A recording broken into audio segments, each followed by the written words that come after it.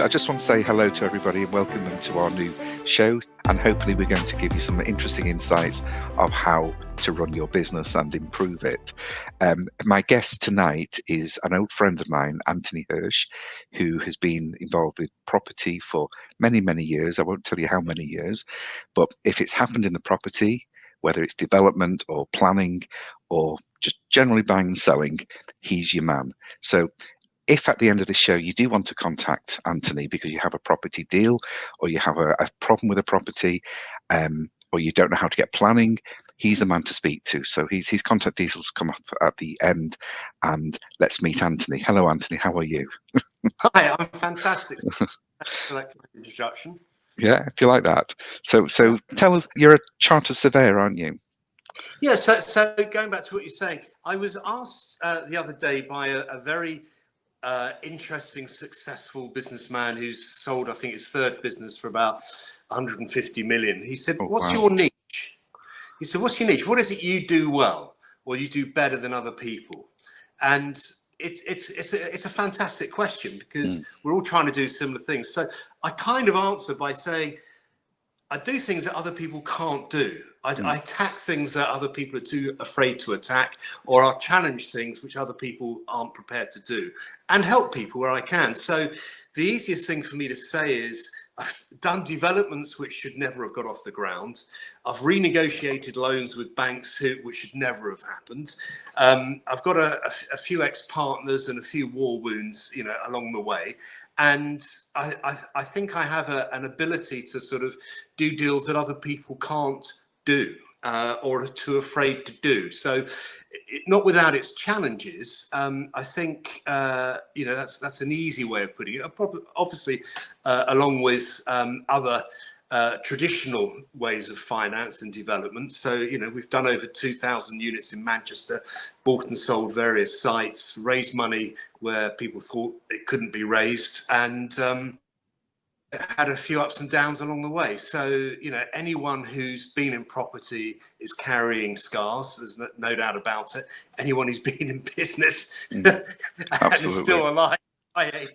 Well, what was very impressive that we gave Anthony, one of our clients, that had a property transaction where he was owed quite a lot of money, and I think it'd all been written off nearly 5 years ago, and you've managed to renegotiate the deal and pull back. How much did you get for him? 300,000.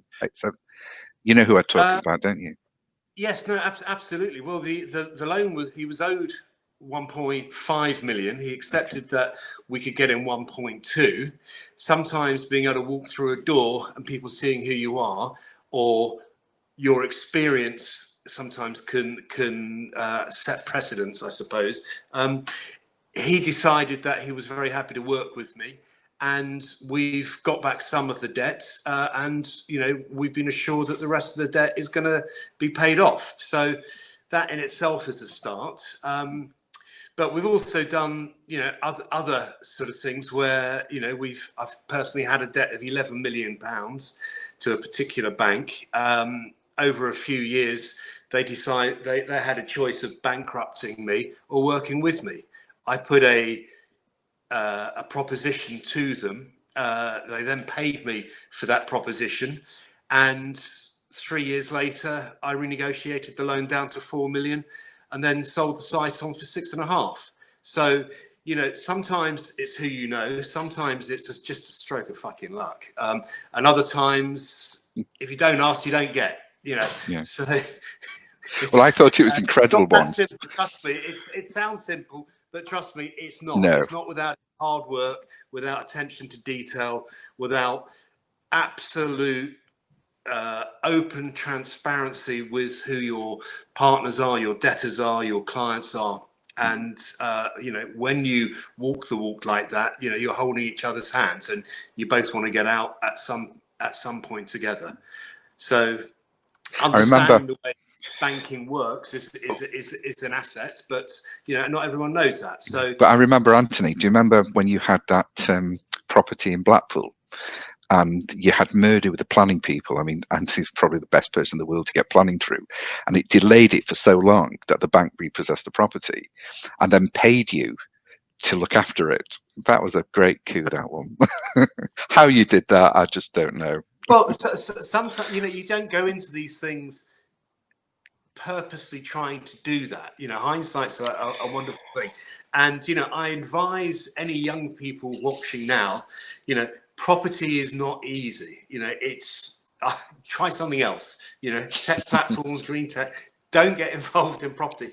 It's hard. Okay. And understanding the nuances and so forth, in itself is something which you can only do with experience. And you need help around you, and don't think you can do it on your own. You can't. But there are stories like that, many stories. But I started as a kid on a Saturday morning, like this morning, door knocking, literally going around London, knocking on doors, asking people if they wanted to sell property. And some people would look at you as though you're mental. Some people would invite you in and you'd think, well, I'm not sure about this. And then some people, I remember being chased down the road by this lovely Russian lady with a knife, who's called me a capitalist bastard. Was that your ex-mother-in-law? She was Brazilian. But the point is, everyone's got a way they've started and come up, and for good or for bad, property's been in my blood since a very young boy. And I still don't know what I'm doing half the time, but it's one of these things where it's constantly changing. Rules and regulations are constantly changing. It's very hard to make money out of property. Very, very occasionally we have a good year, but half the time it's a living. Half the time it's keeps you off the streets. But it's not without its fair share of scuffles, brawls, litigation, arguments, stress, and so forth. So you can't genuinely say what I do is a business model to follow. I wouldn't necessarily recommend that, but I can tell you lots of people who have got good business models and it works very well, and they've all worked very hard to get there.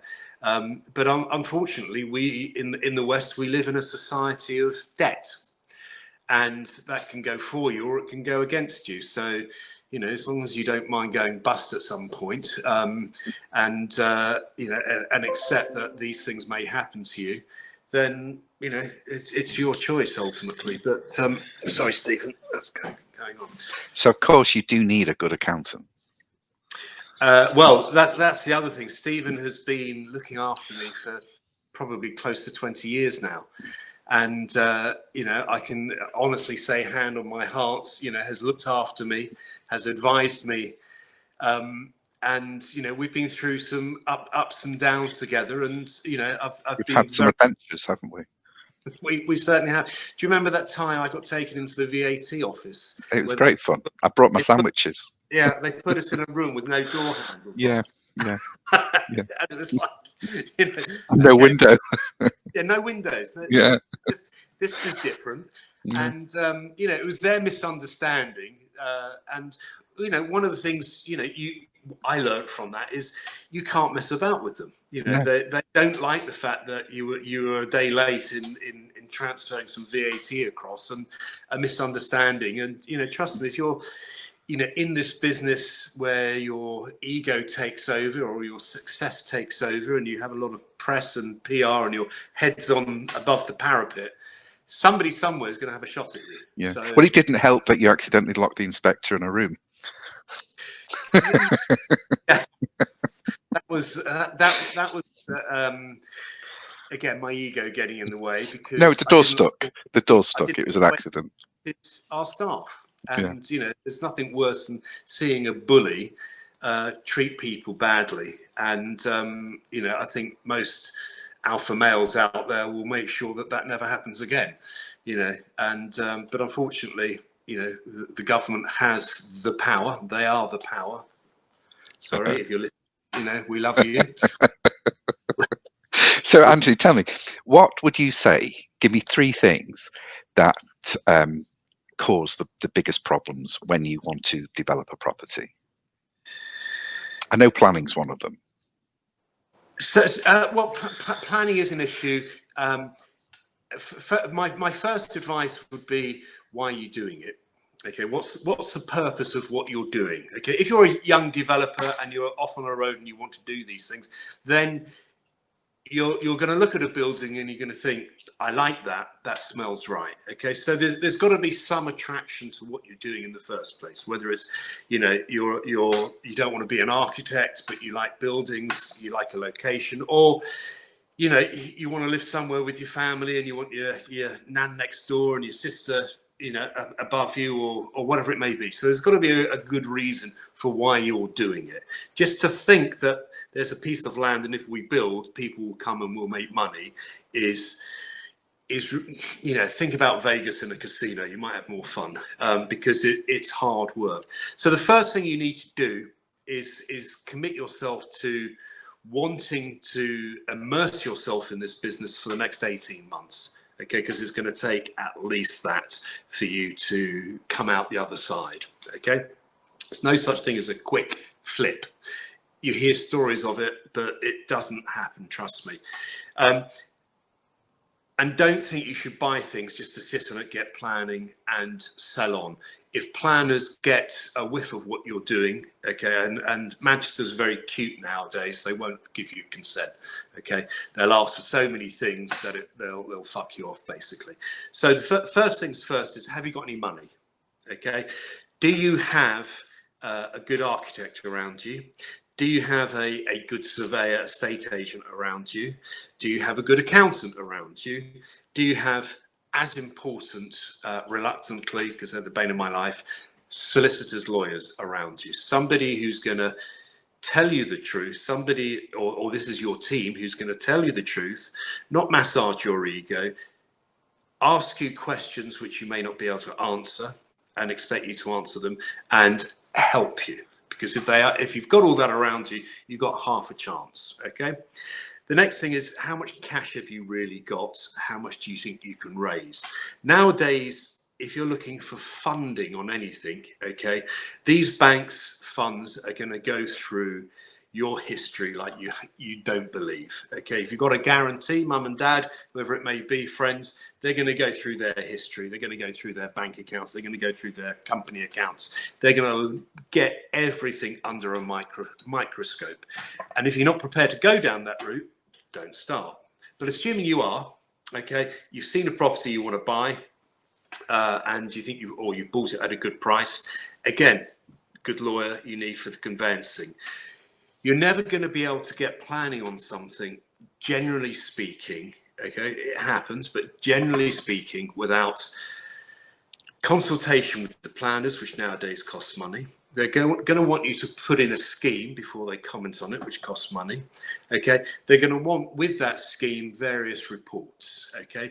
Your average apartment building, 10, 15, 20 flats, okay, it's going to cost you the best part of probably £60,000 in fees, okay, to get you going. Okay, it's not including planning fees. It's not including any 106 obligations they may want. Okay, and that's just on a straightforward refurb or new build block of flats. Okay, you're going to have to prove that it can be built within within a timeline and within a cost, because they're going to be examining all those to see what they can get out of it.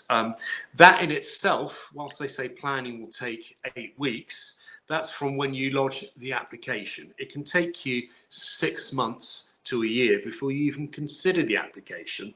And that's going to have a whole load of upfront costs on top of your 60 grand to get to that stage. And you've got to fund yourself, and you've got to probably put your professional team on retainers as well. So assuming you can do all that, okay, you've also got to expect them to come back and make comments about the scheme, what they like, what they don't like, what they want to see, because it's their aspirations, not yours, and you have to remember that.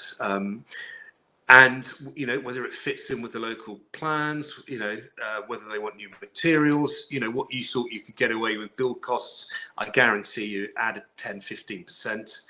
And given what's gone on over the last few months, build costs are going to be more expensive, timelines are going to be longer, and you've got to really question why you're doing it at this particular point. And then on top of that, you're going to need to raise funding for construction, for maybe purchase, whether it's 50%, 70%, or 100% of build costs. Lots of people out there promising you things. And that all has to be quantified, certified, valued. Those valuations will get knocked down certainly over the next few months because of the coronavirus causes, extra indemnity insurance and all the other things that go with that. And if there's then enough in it after you've done a revised cash flow, a revised business plan, whatever you like to call it, development appraisal, if you still think it's a runner, good luck. I wish you the best, because I know how difficult it is. But when you've got an environment at the moment which is so toxic, you've got to question what you're doing and why.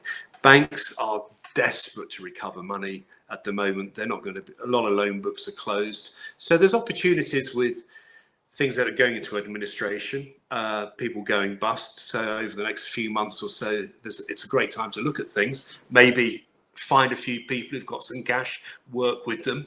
I think you always work better as a group of people. 3, 4, 5 heads are better than one stubborn-minded old git making a decision.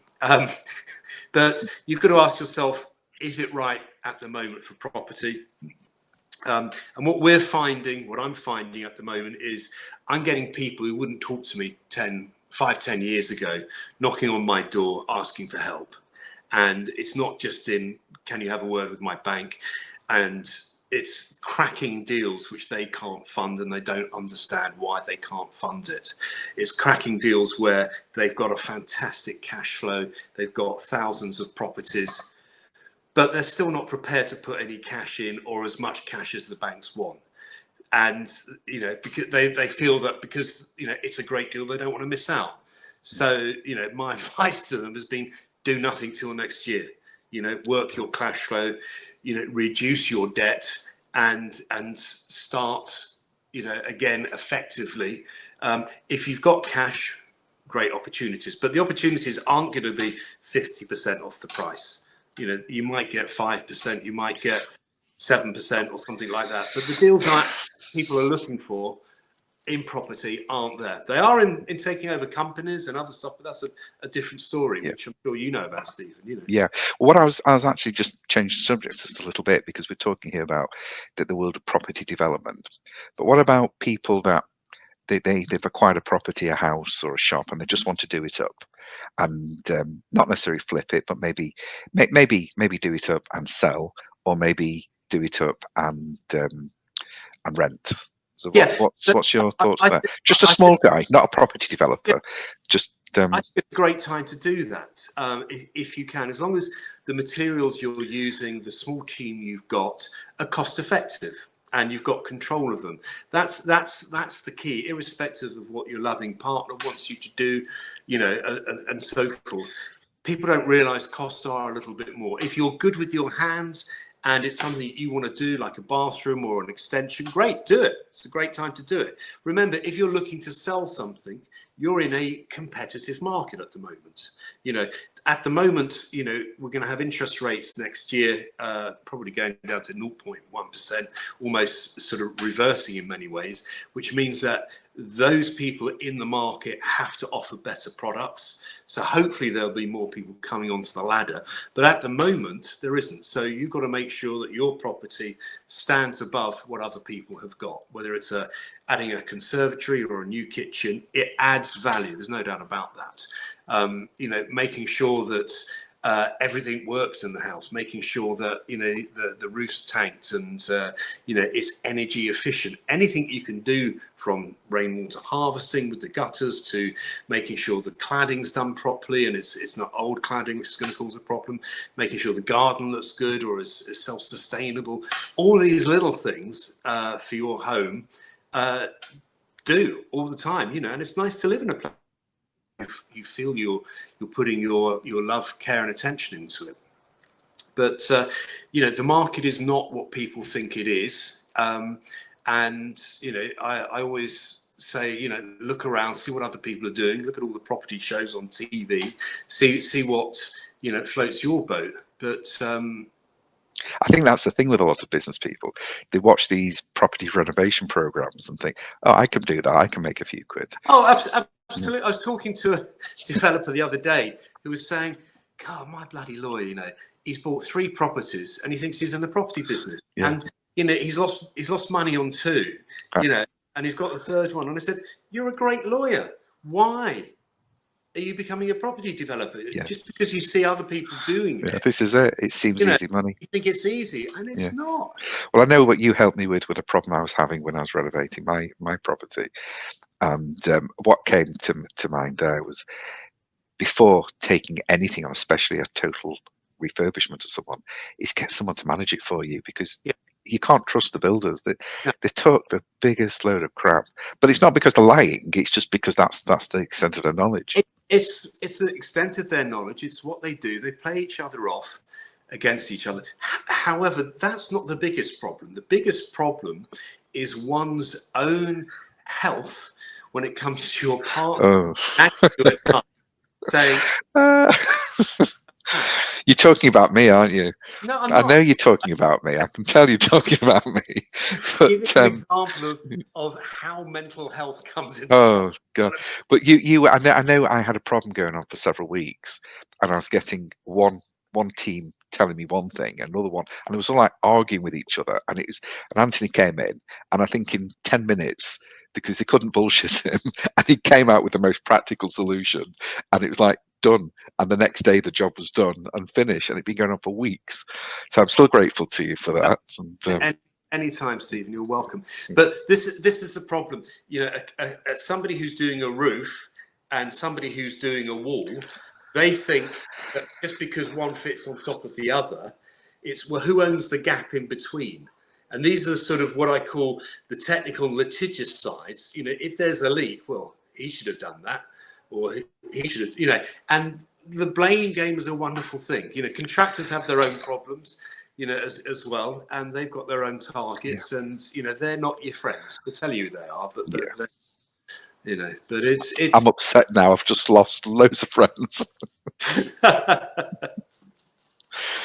But you know, it's just the way it is. Unfortunately, you know, Yeah. that's business ultimately at the end of the day. Well, I think that's about it with Anthony now. But if anybody does want any advice, or is about to undertake a project, large or small, you can contact me and I'll put you on to Anthony. Yeah. Unless you want people to contact you direct, but I think you've got enough to do. And Anthony does work with us sometimes as a consultant advisor. So if there is a project you want to get involved with, I would recommend Anthony. He does know what he's doing. Well, that was a great show, and thank you very much for joining me. You can follow us on Twitter, LinkedIn, Facebook, all the social media platforms, and I look forward to see you again next Tuesday. Thank you.